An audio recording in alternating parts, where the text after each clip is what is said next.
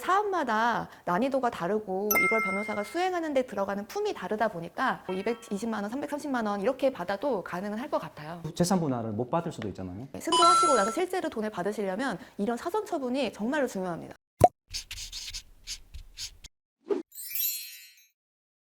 안녕하십니까. 영민한 이혼 변호사 박희영. 변호사 강혜리입니다. 네, 변호사님. 이혼 상담을 받으러 오시는 분들이 가장 궁금해하시는 부분이 무엇일까요?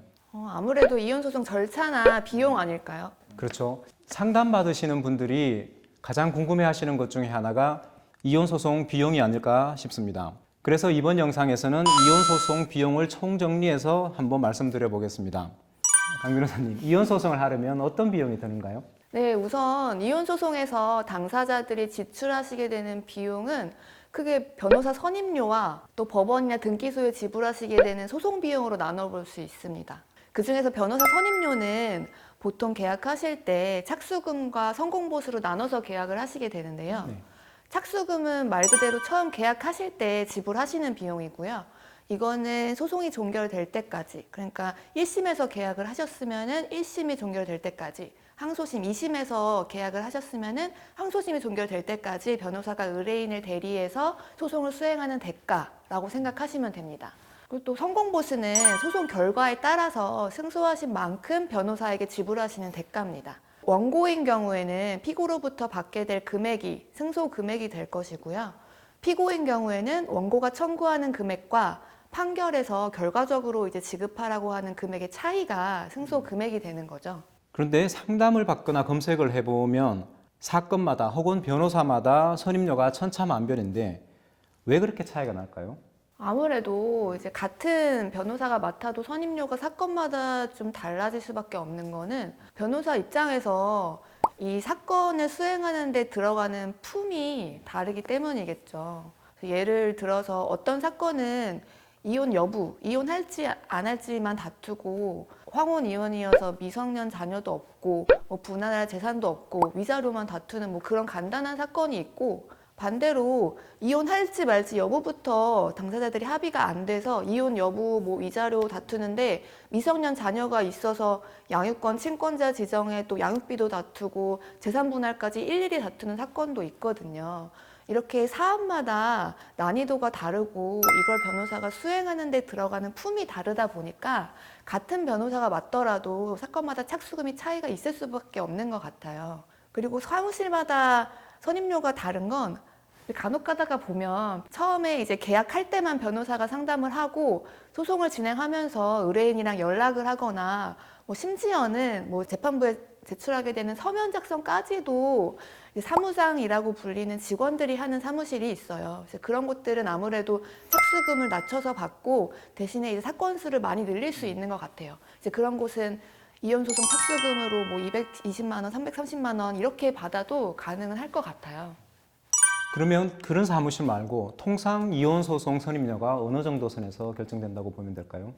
보통은 착수금의 경우에는 550만 원을 기준으로 해서 사건 난이도에 따라서 이제 차등을 두는 경우가 많은 것 같고요. 전반적으로 보면은 뭐 적어도 한 330만 원에서 많게는 1000만 원 정도에서 사이에서 착수금이 책정된다고 보시면 될 것 같습니다. 그러면 사건이 착수금이 1000만 원인 사건은 어떤 사건인가요? 제 경우에를 보면 제가 이제 착수금을 1000만 원 받았던 사건은 정말 복잡한 사건이었어요. 이제 상대방이 불륜을 저질러서 피고가 이제 배우자의 상간자까지 2명이었고 거기다가 이제 재산 분할을 하는데 이 피고가 가지고 있는 재산이 비상장 회사 지분에다가 이제 해외에 있는 계좌 막 지방 건물이고 이래서 재산 조회할 것도 많고 막 감정할 것도 많았고, 이 재산 형성, 원고의 재산 형성 기여도를 주장하기 위해서 당사자들의 계좌를 제가 거의 한 15년치를 뒤져가지고 막 정리했던 그런 복잡한 사건이었고요. 이런 경우에 이제 그 난이도가 높기 때문에 착수금을 좀 높여서 받는다고 볼 수 있겠죠. 그러면 그런 사건은 소송 기간도 많이 길어졌겠네요. 길죠. 이 사건 제가 방금 말씀드린 사건 같은 경우는 1심만 2년이 걸렸습니다.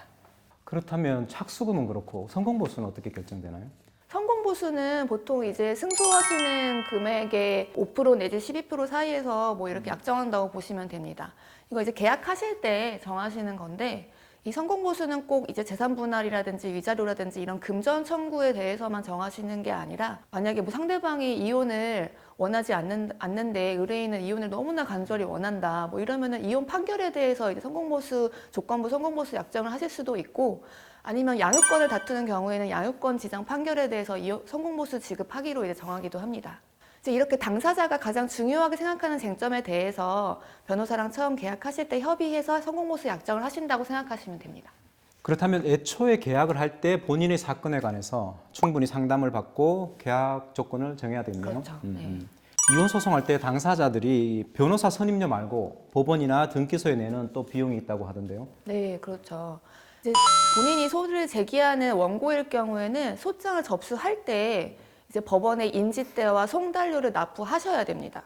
그러니까 인지대라는 거는 법원에서 이 사건을 처리하는 데 드는 비용이라고 보시면 되고 송달료는 말 그대로 이제 법원에서 당사자들에게 등기 우편물을 보내는 비용입니다. 뭐 실비고요. 인지대는 금전 청구를 하시는 그 금액에 비례하기 때문에 청구하시게 되는 위자료와 재산 분할 금액이 높을수록 인지대도 같이 비례해서 많아집니다. 그리고 재산 분할 청구하실 때 이제 상대방이 재산을 처분해서 현금화 해버리거나 은닉하지 못하게 이혼 소송 제기하시면서 그 가압류나 처분금지 가처분을 동시에 함께 진행하시는 경우가 많은데요. 이때도 가압류나 가처분 사건은 별건이기 때문에 변호사 선임료로 보통 110만 원에서 220만 원 정도를 지불하시게 되고요. 이 가압류나 가처분 결정이 나면 등기소에 이제 등록 면허세라는 비용을 지불하셔야 등기부 등본에 등재가 되는데 이거는 이제 청구하시는 금액의 한 0.2%를 등록 면허세로 내신다고 보시면 됩니다. 그러면 가압류나 가처분을 안 하면 나중에 승소를 하더라도 상대방이 부동산을 다 처분해버리면 그 재산 분할을 못 받을 수도 있잖아요. 네, 그럴 수 있죠. 그래서 이런 걸 사전 처분이라고 하는데요. 나중에 승소하시고 나서 실제로 돈을 받으시려면 이런 사전 처분이 정말로 중요합니다. 양육비도 이혼 소송에서 사전 처분으로 받기도 하던데요.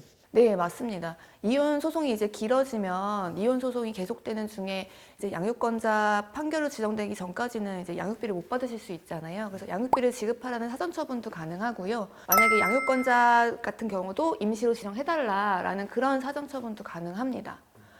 또 반대로 임시 양육권자로 지정되지 못하시는 분들은 면접 교섭을 해달라라고 사전 처분을 신청하기도 합니다.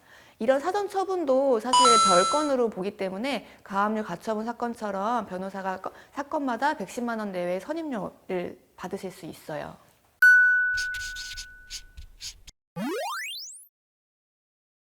네, 오늘은 이혼 소송 비용에 대해서 총정리를 해보았습니다. 500만 원, 600만 원이 적은 돈은 아니지만 이혼 소송만큼 변호사의 역량이 중요한 소송도 없는 것 같습니다. 좋은 결과를 얻기 위해서는 비용도 중요하지만 좋은 변호사인지 내 사건에 집중해서 성심껏 처리해 줄 수 있는지를 살펴보시는 것이 좋을 것 같습니다. 저희 영상이 유익하셨다면 구독, 좋아요, 기분 좋은 댓글 댓글 부탁드립니다. 감사합니다.